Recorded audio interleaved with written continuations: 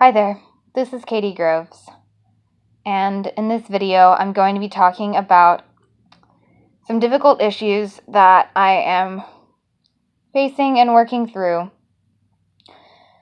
around my position in society and my relationship with myself as a trans, non-binary, and queer survivor of extreme child abuse. I've spoken recently of this in some recent videos, but I really want to make a video specifically about this. I recently had an interaction with another survivor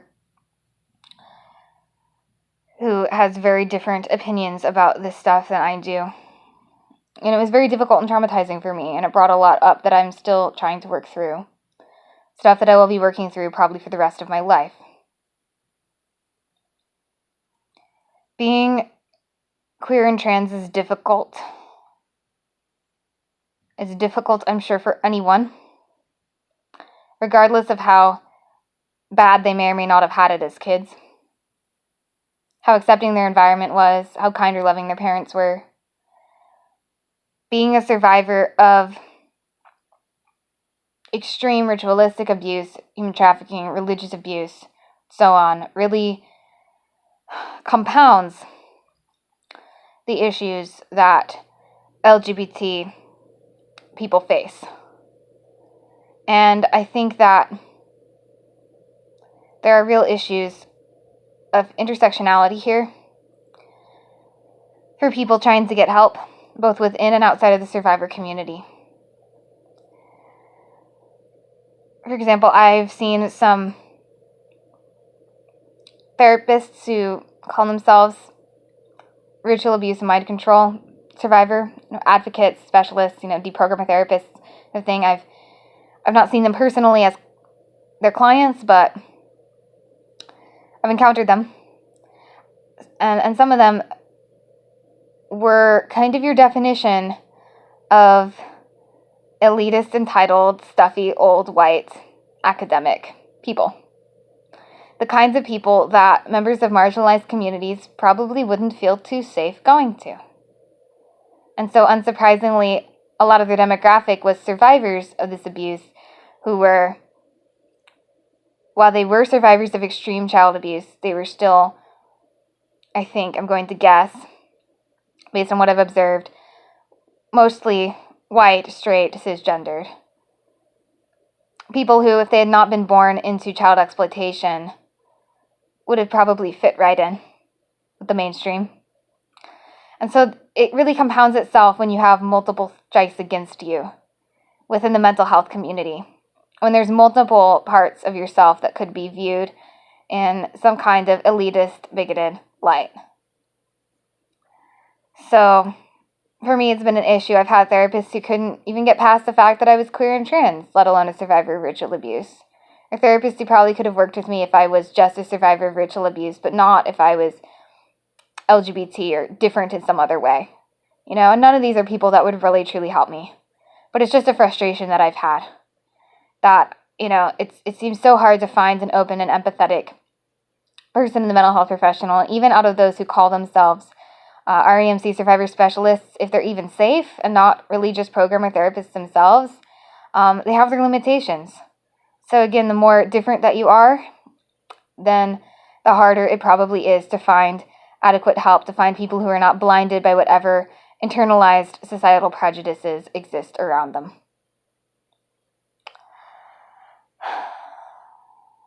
I think it's scary to being LGBT and a survivor of satanic ritual abuse. People are very quick to, Christians are very quick to try and evangelize survivors. And there are plenty of far-right Christians who think that being queer and trans is to be possessed by demons, is to be somehow corrupted by Satan.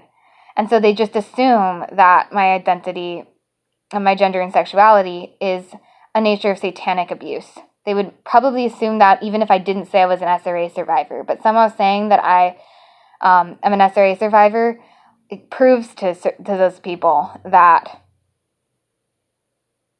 anything different about me, anything that doesn't fit their conservative ideal, is somehow a product of that. And there's no reasoning with those people.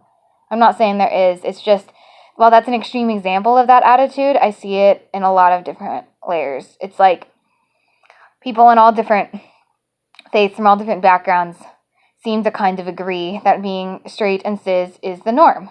There's a reason why we talk about heteronormativity and cis-sexism, heterosexism, where we use these terms, to imply that there's an idea that that is what's normative.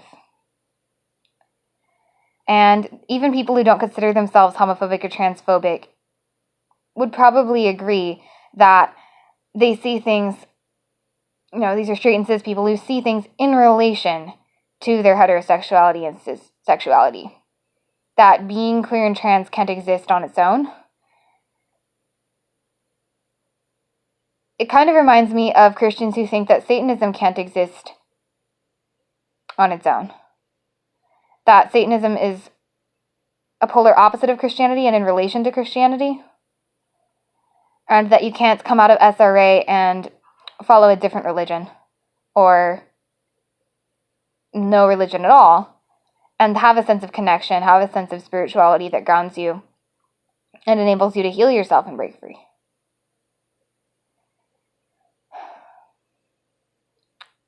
I think the only rule to life is love, compassion, empathy, respect, all the things that go with love, and to attach conservative ideals to that only diminishes its power.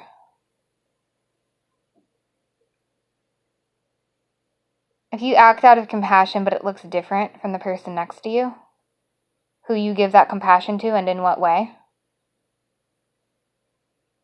it doesn't make you any less.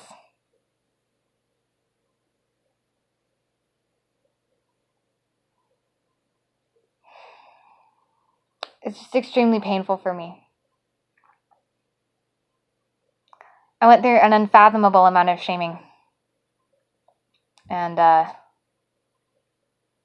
abuse as a child around having natural attractions to girls, natural tendencies to be more masculine, and it eats at me, the level of violence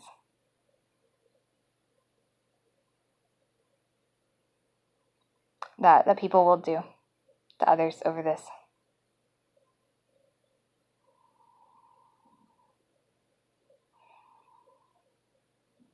Right now I feel like I'm repressing soul-crushing pain. It wants to come out, but it doesn't know how. And I think I want to switch into a child altar. So I'm going to stop this here, and I'm going to record a part 2 of this, in which the altar that wants to come out can speak.